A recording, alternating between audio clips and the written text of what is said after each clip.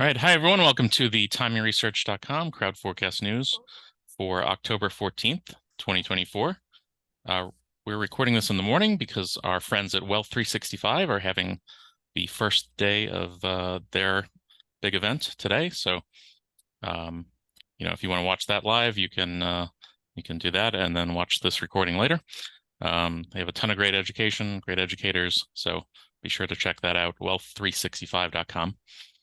And then for today's episode of Crowd Forecast News, we have a market outlook update from the option professor, and you should see his screen right now. And this is episode number 451, and I'm going to go ahead and turn it over to him.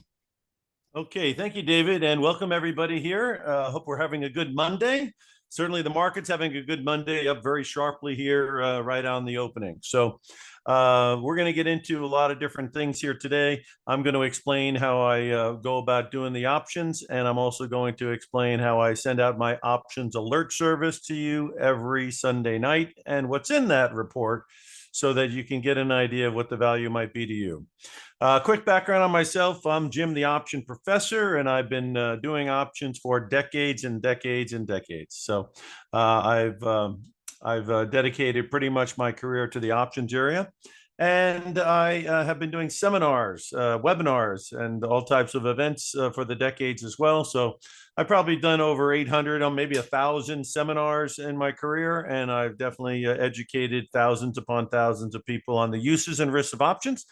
And so I'm going to share my experience and my knowledge with you here today, as I do with my options alert service every Sunday night. So let's get started. And I'm going to explain some things that are going on, how my interpretation is. Obviously, the markets are extremely strong. There could be a liquidity crisis, actually, from the standpoint of maybe before the election, nobody wants to do anything as far as on the sell side. And then you have money coming in. Some of it is systemic money that comes in every month or every week. And then the sell side is obviously lacking because people are not going to make any major moves until the election, which is now about 20 days or so out. So certainly the markets are having a hard time finding sellers because you can see from the chart here it's been up to the right for a very long time. Actually, this goes back a year, so there's a full year of just pretty much straight up. You had a couple of dips in April, and then you had a dip there in July and August when we had that Japanese scare of the unwind carry trade. But boy, these drops are short lived, that's for sure. What's behind it is obviously earnings, and we're getting more evidence of that. And also, we are 70% consumer driven with the GDP. So when you hear that everyone is working, and what does everyone working mean? 4.1% unemployment. You know, the average unemployment since 1948 is 5.5 or 5.7%, something like that. So we are way underneath the average. And even at that point, the Federal Reserve is paranoid about it because the consumer does make this thing happen. And we've got high prices on real estate and high prices of living and high prices of everything. And so if people started to lose their job, this whole economy would fold like a lawn chair, and they know it. So the bottom line is even 4% going to 5% makes them very paranoid because a 5%, if we went back to the average of since 1948 of about 5.5% in unemployment, this thing would fall apart like you don't know, because obviously it's extended, as you can see from the chart here. The valuations are extended 24 times current, maybe 22 times future. And the future earnings is supposed to be up 18%. So there's a lot of come line betting going on here. And obviously the come line's been working out. But again, the risk would be that the unemployment rate would jump. And then obviously people would stop spending, which is a curse word down there at the Federal Reserve. And they will do anything, apparently, to make them spend. As you remember in COVID, the Fed and the Treasury jumped the money supply up 27% that year. And also they what do you call it? They created all those agencies that are, I think, not agencies, but entities that would buy all types of debt. and they made the balance sheet from the Fed go from 4 trillion to 9 trillion. And of course, that also translated into an inflation rate because of the bottlenecks, et cetera, up to 9%. So bottom line is that Powell and his buddies have definitely shown their hand that they will do anything to make sure the consumer keeps spending.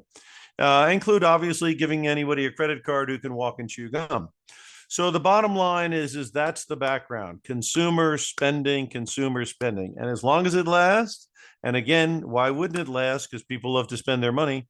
This thing keeps going. What would be, again, the Achilles heel with anything would interrupt that consumer spending. Okay, so we're going to go through some of the markets here and just give you an idea of some things that I see, and then I'm going to give you some different ideas that we do every Sunday on the options alert service. Basically, again, we focus on giving you a commentary like I'm giving now on different markets, so you become abreast of all the news.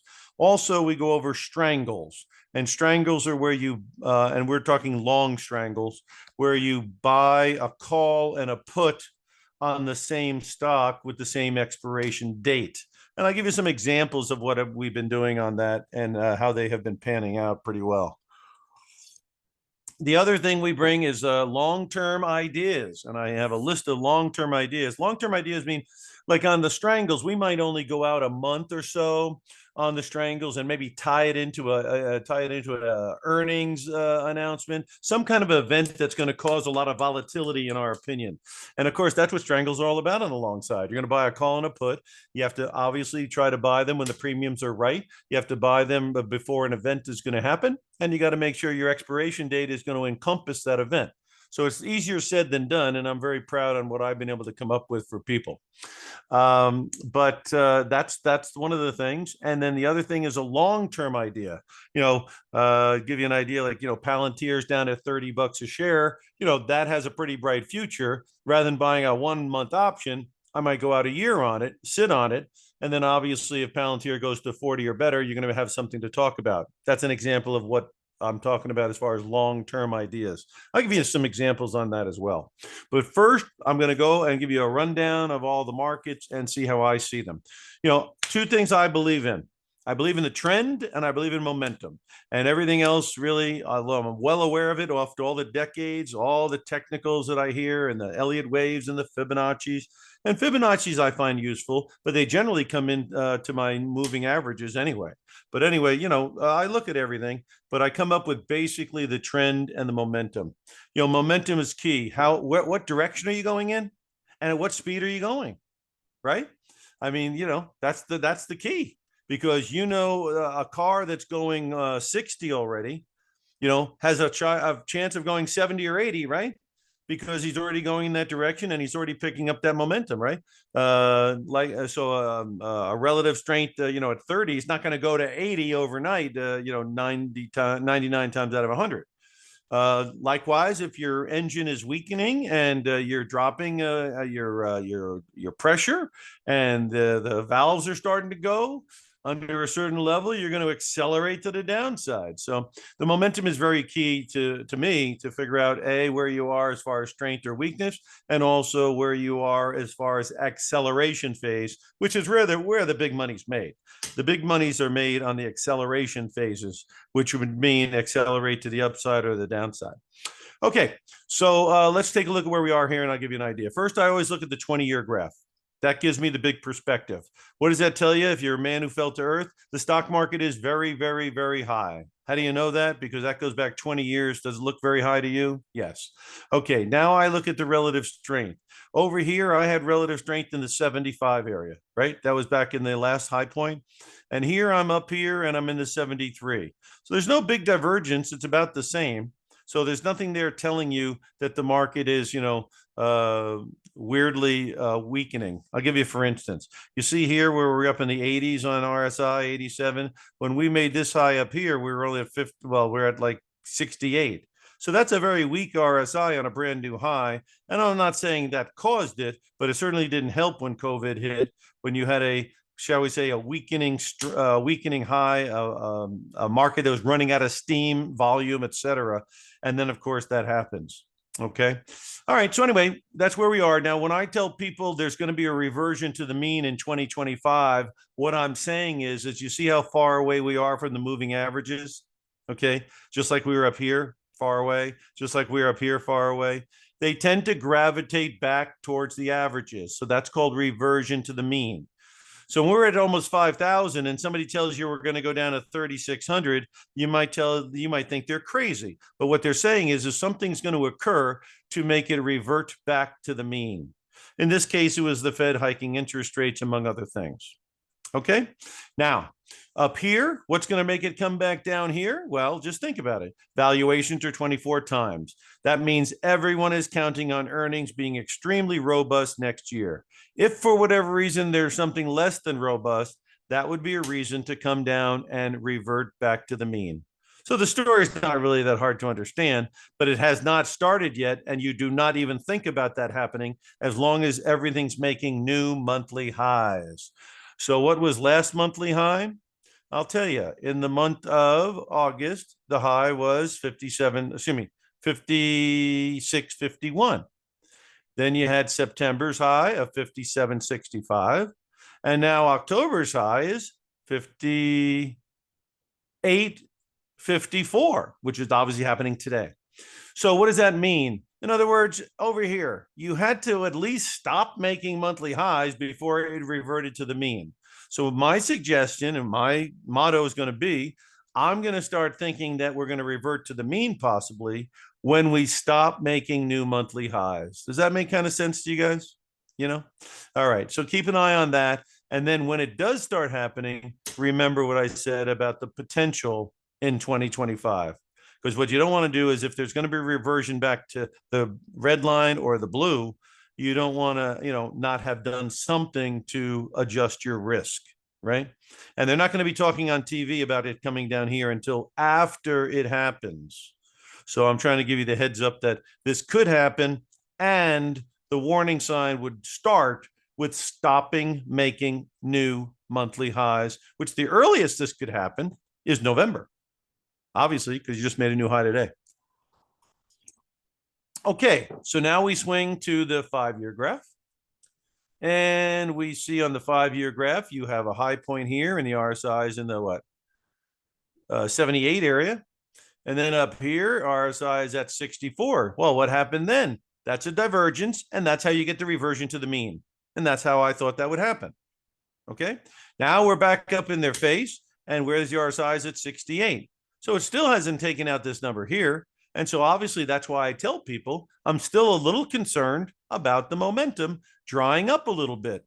As you can see down here, you got a peak there, and this is very much lagging. Now, what lagging means is real simple, and that's what I've been telling people in the update. It either means it's going to be resolved in two ways. The market is going to spike up and take the relative strength into the 70s, and that's going to basically resolve this issue. That's basically what's starting to happen right now. Okay. So if we jump up to 6,000, which it looks like it's trying to do, then that could be resolved by that. Or it's going to have a reversion. But again, it can't have a reversion until it stops making new weekly highs. And of course, we're making new all-time highs. So the earliest a reversion could even happen would be at the end of next week if we stop making new highs this week. So something to keep an eye on, because again, the risk of a reversion is staring you at the face. Okay. But you don't fight the tape. But you don't go to sleep at the wheel. There's your 1 year graph. And as you can see, it's RSI is up at 67. So again, it could very easily go into this acceleration phase. And that's why I say, do not fight the tape. But again, if the evidence starts turning, be aware that there is some potential for pullback. And again, the market has totally disregarded anything that might be a negative, right? In other words, Wells Fargo came out with earnings, and I looked at their earnings, and the revenues were down year over year, their profits were down year over year, their earnings per share was down year over year, but the stock goes up 5 or 7% because they say that over the next 3 years we're going to be doing fine. Okay, so that's the kind of market you're in. You might be able to miss a little bit on your earnings. Now, I guess that was a beat because they had low expectations for Wells. But the point being is that it's just dismissing anything that might even be considered a negative in the market. What would they be? How about two wars? You got Iraq, you got Iran going after Israel, and Lebanon's in there, and then you've got Ukraine and Russia, a horrific war that's cost over 1 million souls. That is just a terrible, terrible war, and so that's there. Some uncertainty about oil, the Strait of Hormuz, that kind of stuff.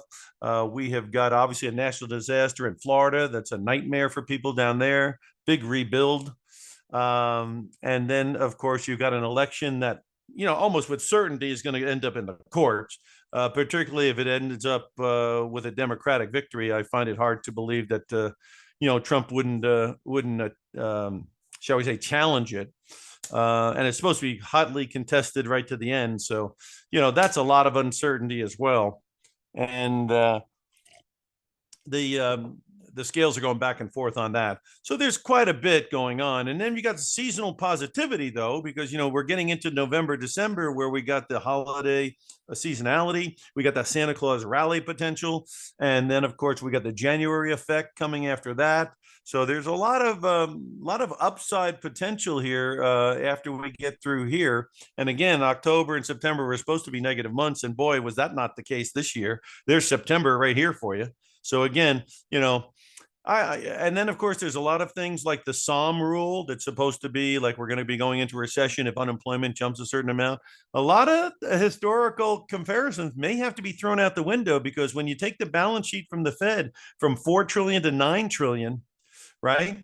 And you took the money supply all the way up 27%, brought it all the way down minus 5%, and now it's back to a positive again. That's a lot of wild swings with the money supply. So again, those are historic numbers, up 27%, down 5%, all within like a year or so. So there's a lot of wild activity going on. And of course, in the stock market, you're seeing wild activity to the upside. Okay, so that's what you got there. Let's go over to the QQQ, because that one had been lagging. There was a emphasis on growth over value for a long time. But in June and July, we had a top up here, you see? And that's when people started switching in this area here over to growth, over to value, meaning dividend stocks, staples, and they started dumping things like even NVIDIA went down from 140 down to 90. But now they're back on the AI bicycle, because the guys at NVIDIA are saying the demand for Blackwell is insane. And, the supporting staff of all those stocks are also going way up. And so that's why you're back on the bicycle. Now, that top I talked about in June and July on growth versus value, that top is still in there, because as you can see, the S&P is making all-time highs, and so is some of the other indexes, the Dow. But this guy here, it hasn't taken out to 503 yet. Now, it certainly looks like it wants to do that. It filled this gap in. The gap was down there at 493. So the fact that it's gone up today is very good news if you want to be bullish, because you don't want to fill that gap and then start tanking. And your relative strength is picking up steam, which is not bad either. So again, it does look like it's going to take out that high the way it's looking right now. But again, it's certainly lagging the other one. And growth, meaning dividend payers. I'll give you, for instance, this is a dividend payer one called the S&P dividend. And you'll see what my point is. My point is since June, look at what it's done. You see, June and July, this is why I was telling people, this stuff is what people want, because it pays dividend and the P ratios are in a sobering level. Still doing okay, but now it's being beat up by the catch up in the trade on growth. And here is another one called value, and you'll see that. So what I talked about had very good merit, because this is a nice move for people who are trying to be conservative with their investing. There you go again. Watch this. You see, here you go in June and July. A nice move, right? And not only are they getting this growth, but they're getting paid a nice dividend. So it's not been a terrible place to be. But clearly, this guy here, which is your tech, has gotten back on the bicycle. And that's right here. Okay, so after this drop here, right? After that backdrop here, it's gotten back on the bicycle pretty much only in the last month, though. Okay, so between June and July, and all the way down to here, it was really not the greatest place to be. And now again, earnings season is here, and they're talking what? Big numbers out of Nvidia, which could mean big numbers out of Supermicro, could mean big numbers out of ARM, could be big numbers out of a lot of stuff, and that could be very exciting. And then, of course, that's what gets everybody back on the bicycle. Okay, so that's a kind of an overview. The only other thing is your small caps, which again look like they really want to go. I put that in the newsletter this week. I said this thing is trying to break out right now, and that was basically what happened last week with this thing. This is the Russell 2000, and you'll see it's really trying to break out here. You see, this is the 215 area, right? And you can see all the averages are coming in. So, I mean, this is blast offville. If it's going to take off, that's the neighborhood it's going to take off from, which was 216, 217, 218. We're at 221. This might be the thing that takes out the highs, because there's the highs right here. You see the highs up here, 240, right? And boy, was this a nasty new high. Look how the market was making highs here, and all of a sudden it's coming down. And then out of the blue, for what, a couple of weeks, it makes a new high. I'd always love to know who's selling up here when everyone's getting stopped out. Be nice investigation, right? Who's selling up here? Because right as soon as everyone got stopped out of their sell positions, obviously it went on the biggest drop you've seen in a long time. Very suspicious, I think, when it does something like that. Anyway, everything is looking like it wants to blow off to the upside. If it's ever going to do it, it's going to come out of this neighborhood right now. If it can't get above 230 and it goes back into the soup under 210, then that would bode very poorly for the small caps. Now, the small caps are guys who tend to borrow money and tend to get advantage when they cut interest rates, right? Except for, as you can see, interest rates went up to 5.5%. And these guys went up anyway because they locked in their rates when we were down. So they locked in a lot of debt down. And so the hike in rates didn't hurt them as much as it normally would. So we're wondering out loud, would the lower rates help them as much as people think? And that's a big question looking forward. But again, as I said, if you're a small cap guy and you want to see a breakout, this is the neighborhood where it should come out of if it's going to be happening. And it should be rather imminent. So we'll have to see what goes on. Now, again, a lot of it is linked to the interest rates. So let me show you my opinion on the bond market. Okay. Because these are two other big factors. And then I'm going to go into what I put out as far as ideas are concerned. Okay. So this is the 10-year note. Now, I told people that when they announced they were cutting rates and we had already dropped down to 360, 350 on the 10-year, those rates were going back up, because that's called sell the rumor and buy the fact. So look at this. This is since May. The yield had gone from 470 down to the September 360. Then they announced they're cutting 50 basis points, and look what happened to yields. Now, the yields are running into some resistance here. So this 410 area, if you wanted to start looking at, purchasing some bonds longer term, you're getting a much better price here than you were down here. So, and again, this is still holding you back. So that's not bad. The problem is, and a guy like Stanley Druckenmiller, who is shorting bonds, saying rates are not going to go down, yields are going to be rising, they're looking at the longer term. And as you can see from the longer term, this blue line is obviously the trend. And it obviously came back on a reversion from 5% down to 350. But it's not coincidental. They cut 50 basis points. It held the blue line, and yields are rising. So Druckenmiller is saying the major trend for yields is still up. And with deficits coming, and with the market this strong, and the ISM services index at 54.7, and wages going higher than the inflation rate, and retail sales continuing robust, credit card usage still robust, JP Morgan said the consumer is solid, then obviously inflation could easily come back, and the CPI and the PPI is now pointing back up, not down. And so everyone on the planet is saying cuts, cuts, cuts, cuts, cuts. Don't forget, the Powell was the same guy who said transitory on inflation, and that took a long time after the bottlenecks. So if these guys are wrong and Druckenmiller's right, then this trend for higher yields is going to happen, and that's going to be a problem for the market, and it's going to be a problem for small caps if it happens. Now, like I say, it's already above the green line here. So if it gets above red here, and that's going to be at around 420. So if you start seeing the 10-year above 425, then that would mean that this higher yields thing is back on the table. And look at your RSI holding the 50 number. So a tale of two different cities, right? If you look at the 1-year graph, it looks like just a little bit of a bounce back rally into resistance, and the yields are going to come right back down again. Okay, that's possible. That's possible. So that's why I'm trying to say, if you are a buyer of bonds, this is a neighborhood where you're getting a good yield and a good price right here. And if it can't, look at that 420. Remember, I just said 420.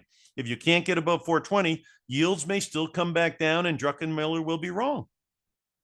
But if it gets through those numbers, and you look at your long-term graph, that's why he's thinking that over time, he's not a day trader. Over time, he's thinking this is the trend, and we're going back up in yields at some point in time. So we'll have to see. And certainly if the stock market goes to 6,500, which some people are saying it's going to next year, that's going to require consumer spending. That's going to require a jump in the GDP. And that probably is going to jump something with the prices of everything. So that's going to be a situation where, yields might be able to go up just because of a strong economy. The other thing that could make yields going up is obviously inflation. And I'm going to show you the Goldman Sachs Commodity Index, which has held support and is turned up. And I'll go back on the 20-year graph here so you can see that obviously you see it's held that yellow line at 500, and now it's back up here into this area. So if you hear it's at 562, if you hear that the commodity index is getting above 600, that means that obviously you're on your way back up on the commodities, which is 50% oil, and the other 50% is food, agriculture, and gold and metals. So again, keep an eye on that, because I see this thing as a potential 2025 story where commodities go nuts on the upside. Who knows why? But if they do, again, things like soybeans used to be 18, 19 a bushel, went down to 9. Now they're in the 10s. So, we'll have to see what happens. But that's your commodity potential inflation that could be a problem. Okay, so let's look at a few other markets like crude oil, and then I'll get into some ideas. Crude oil, let's see what you got here. I've been pretty good on crude, because in the 60s I thought it's a good buy, and into the neighborhood of 77 to 83 I think it's a sell, and here's why. You see, you got a lot of resistance here in this neighborhood of 77 to 83. And if you notice, the high recently in September has been about 75, 74. So it's having some trouble right here for a reason. Okay, but it did hold the purple line, and this is the reason down here with the RSI holding the 40 number.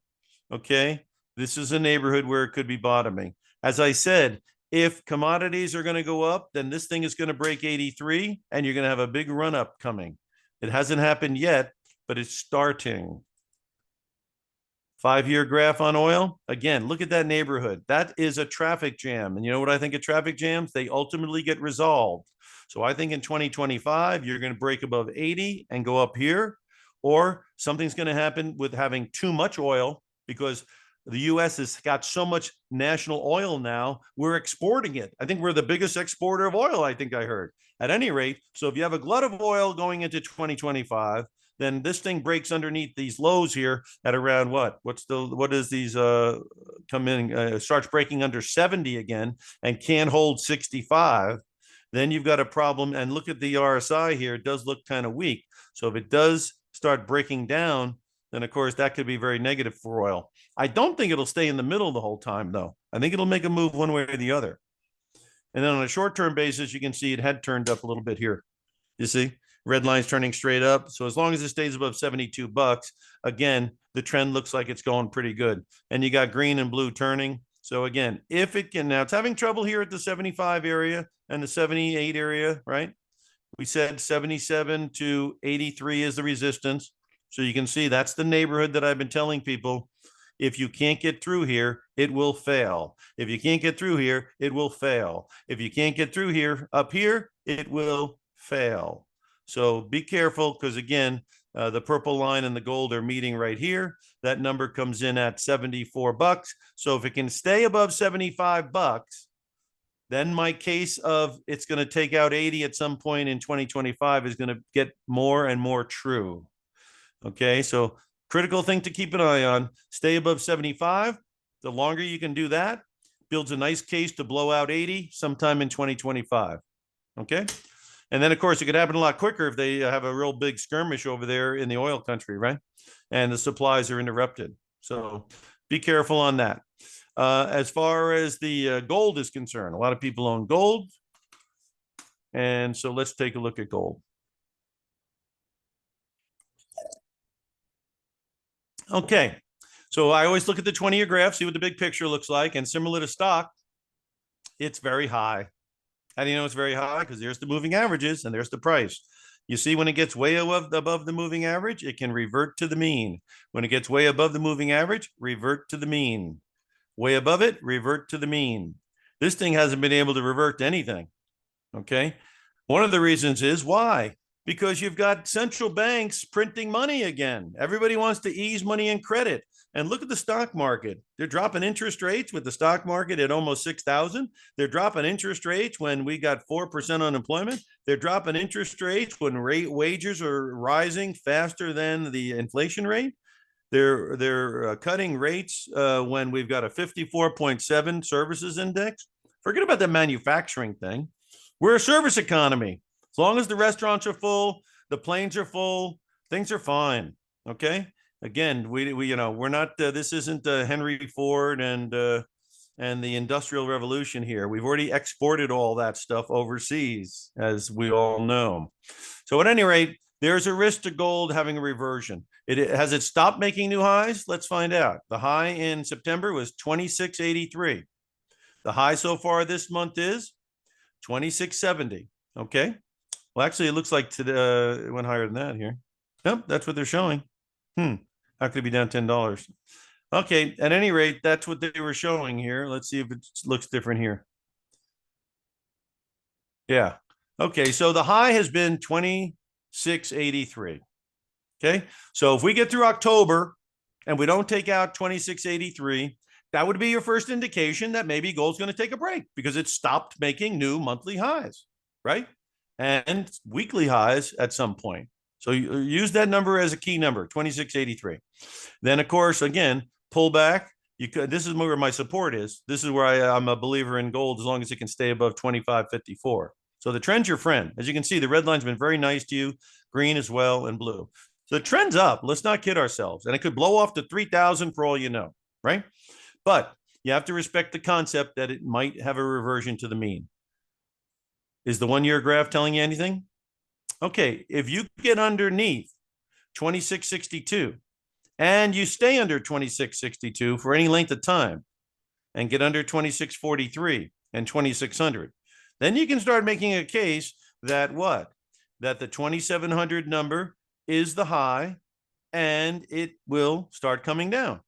Obviously, this number down here at 2600 is really a strong one and it's pointing up. You'll never get a big drop in the market until these lines are pointing down. So talking bearish while the lines are pointing up is kind of silly. It's just not going to have a big drop. If it does have a drop and the lines are pointing up, it's a great buying opportunity. So as long as our blue line is rising and the market is, anywhere near it, it tends to be a pretty good place to take a shot. You want to avoid trying to buy when it's way away from the lines because then you get into the reversion to the mean. And that's a good example right there. So what's gold look like? It looks like an uptrend. What gold look like? It still looks strong. It does look like it hit a high point of 26.83 on the future here. This is the future contract. The high has been 27.08. Okay, but the cash market, I guess, is 26.83. All right, so keep an eye on that, and might as well throw up a silver for you while you're watching, because you know the silver to gold ratio does favor silver now, and silver is used in electronic vehicles, AI, as well as batteries. So you got 3 bites on the apple with this metal, and again, I'll show you what it looks like as well. It seems like this 32 area is a real rough neighborhood for it. Let me show you. Yeah, you see this neighborhood here is this is where there's some resistance, but that trend is up. Okay, that trend is up, and again, the relative strength is having trouble right in the 60s. So you know this thing is on the verge. It's either going to have a reversion to the mean very soon, or it's going to accelerate, and this RSI is going to go into the 70s or better, not unlike it did earlier ago. So again, silver does look pretty good on where's the support underneath? Obviously, rock solid here in the 30 area, right there at the $30.60. So about $1 underneath where we are now. Again, staying under 31.62 is not good. So you want it to get back above 31.62. You want it to hold the 30 area to 31. So you want this area to hold for sure, and you want it to get back above here. Another traffic jam that will not last. Something's going to happen. This RSI is teasing us right now. It's teasing us because if this thing breaks under 31, breaks under 30, then this RSI is going to go into the negative area, and that'll open the door for a much more significant drop down towards 27 and change. Okay, so very critical time for the gold and silver because they've got some resistance right where they are now, and if they can get through it, it could accelerate to the upside in November, December. If it cannot, then of course it's possible to revert to the mean. Okay, so there's you got your metals, your oil, and everything else. Now let's talk about how I go about trying to make a buck in this market using Strangles. Okay, I'm going to show you some of the ones we've had in the last 3 months. First of all, I love the metals because again, I was thinking China was going to, China's not going to let their economy go to zero. Of course, they're going to do some easing at some point. They decided a couple of weeks to do, or the 24th of September to do it. Now, watch this. You see, when the market is down here in this neighborhood, right, we've got a double low, right? And it gets back above the red line, okay? That's when I'm thinking that this is a good time to take a shot at the Strangles. Why? Because the premiums are still pretty low because the market volatility down here has been very low.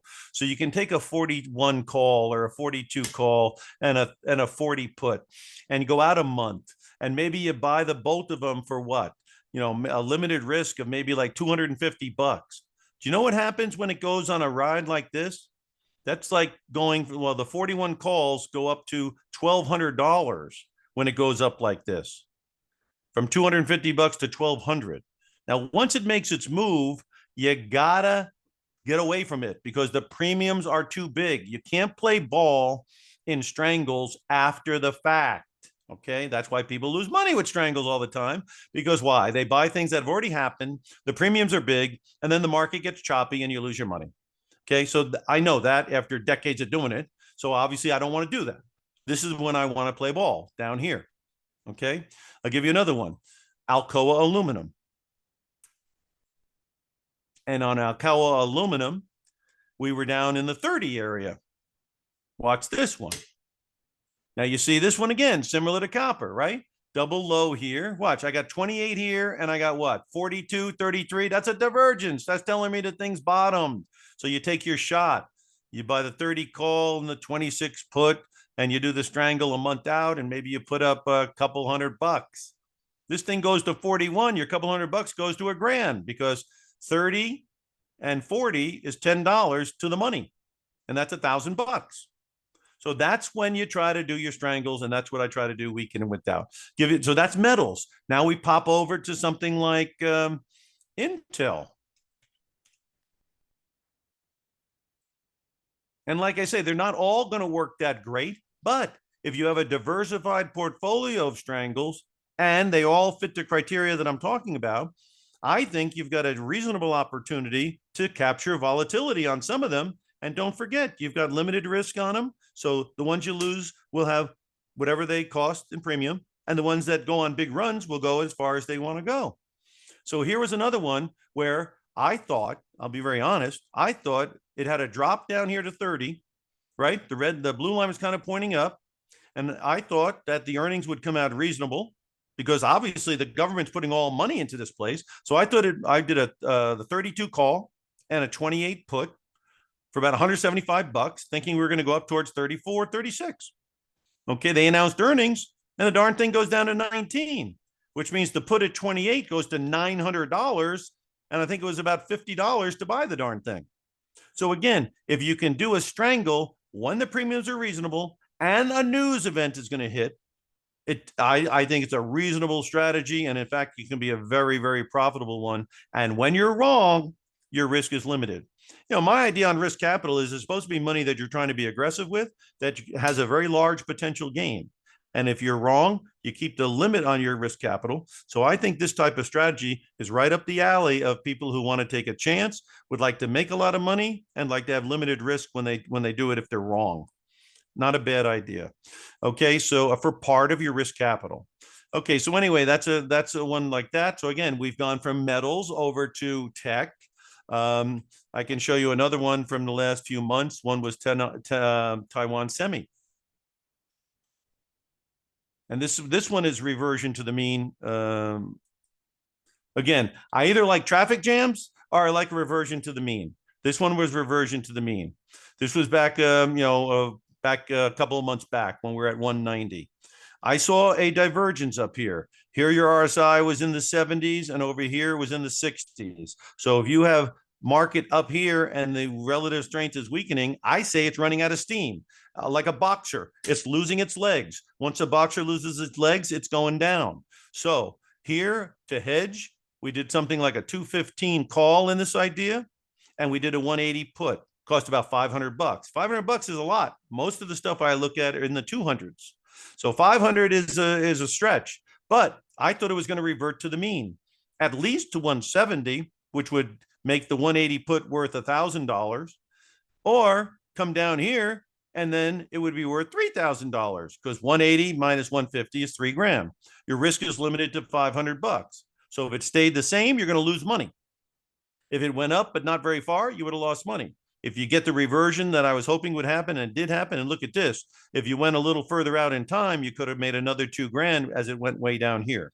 So that's an example of why sometimes a reversion to the mean, when I notice that the relative strength has run out of steam, is also a strangle that I would be interested in. Okay, so there's, you got tech, you got metals. Now let's show you a little bit with something to do with the financials. Okay, a firm. Now, a firm loans money to you when you can't like fix your car. You're in Jiffy Lube and you don't have enough money, and so they have a little sign there saying a firm will loan you the money, and of course they do it for a nice rate.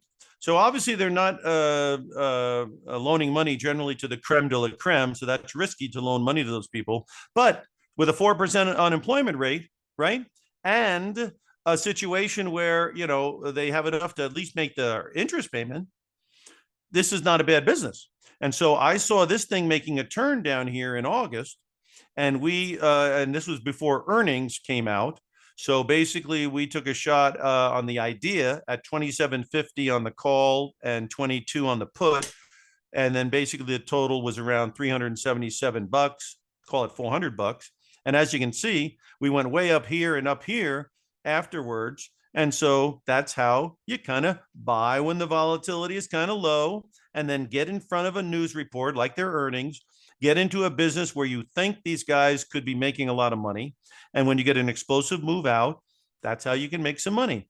Once it gets up here, it's a rougher racket. Why? Because the premiums are large. Now, if you're ever going to do it again, you'd like to do it as it comes down, reverting to the mean, reverting to the mean. Okay, so that's one that shows you on the financial end. Okay, so that's they got metals. You've got tech here, or excuse me, finance, and then you had some tech with Taiwan Semi. And sometimes you get on an index, a big move. And here on the Russell, during that big drop we had in August, okay, when we're up here, right? And we thought it might take off because obviously it's going up, right? So we had something like a 233 call and a 217 put, strangle for about 350 bucks on the Russell. And when that unwind from the Japanese carry trade happened, look at it, dropped way down here. So a 217 put went to $2,000 and 324 was the total risk. So if you can get into things before they move, and my job is to go find them, that can be a very helpful thing to do. So basically, that gives you an idea of the strangles that I try to come up with week in and week out. And I suggest people do a diversified approach to it and then basically use a short-term average to come out of it. I'm going to show you another quick one on IBM. And then I'm going to show you a couple of long-term ideas that I've had that I think have been very good as well. So I try to come up with the best ideas possible. Okay, so here's IBM. Can you see in August the 25th, we are near the high here in the 190s. Look at that trend. So we got up to this neighborhood and I said to myself, you know what, this thing looks like it's going to keep going. It's got a fair PE ratio. They're doing a great job with this AI stuff. And so basically we looked at a 202 call and it is right around here, 202 call and a 190, a 180 put or something like that for like 200, 300 bucks. And look, you jump all the way up here before expiration to 217. So it goes up to like 1,500 bucks. Then I thought it was going to keep going. So I had something come in after that and it has kept going. Up here, it's a tough thing to do. But how would you be able to ride it? You use your short-term graph and look all the way up from, well, this is where we were involved in it, all the way up and then it rolled over here. So this would be your, obviously, once it starts breaking these averages, that tells you that the trend might be over. So you try to ride it as far as possible using a short-term indicator, like a short-term graph, maybe you're even losing the 5-day graph. You see, you say you were riding this thing all the way up. As soon as it breaks under here, you got to go. You want to come back in, you can come back in. But if you have an option that has an expiration date, you don't want it to come down here while you're in it because you're going to lose your profit. So you got to dump into strength. You're never going to get in at the top. Just grab the money. Okay. And then I'm going to show you a couple of things here on ones that have been very good long-term calls. This is, I'll show you here, right here. Now, this is where we go out, you know, till March of next year or May of next year or December or September of next year. And this is MicroStrategy. So I thought this thing was going to run. And so down here, we talked about getting in and watching and getting for a long-term call. That thing is working out great. Another one that is this company here, which is another one on a long-term basis, longer-term basis. It really worked out well.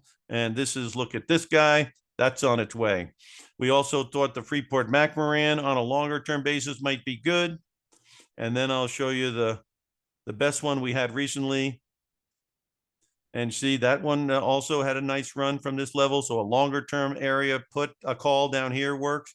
And we did catch the China deal. So this one here was the best one I've had all year. Because again, Tepper, or I see the 13F filings. Tepper was involved. You've got Burry involved, and some of their major holdings that they hold on to was in China. FXI was one of them, and Baba. So again, down here, I was getting long-term calls into next year at 26 strike for 115 bucks, for 145 bucks, for 200 bucks. Maximum risk going out to March of next year. This thing went up to 38.